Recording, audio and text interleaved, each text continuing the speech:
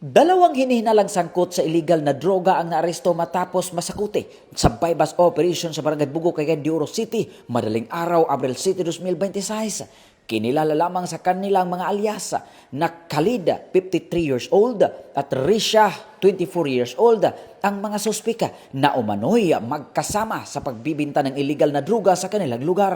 Ayon sa pulisya, isinagawang operasyon bandang alas 2:28 ng madaling araw ng mga operatiba mula sa Regional Police Drug Enforcement Unit 10, katuwang ang KUKPO, RID-10 at RIO-10.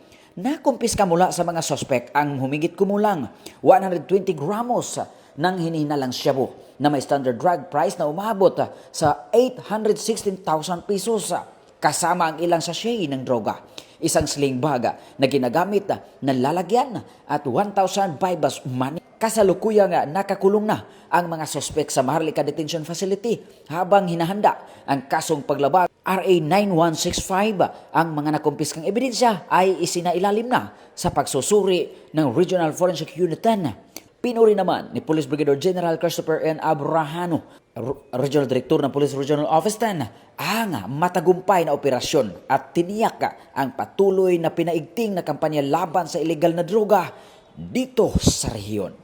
Mula dito sa Campo Alagar, ako po ang inyong Police News Network correspondent mula sa Regional Public Information Office ng Police Regional Office 10, Corporal Joel Lazaro Subsuban, alagad ng batas, tagataguyod ng Balitang Pulis.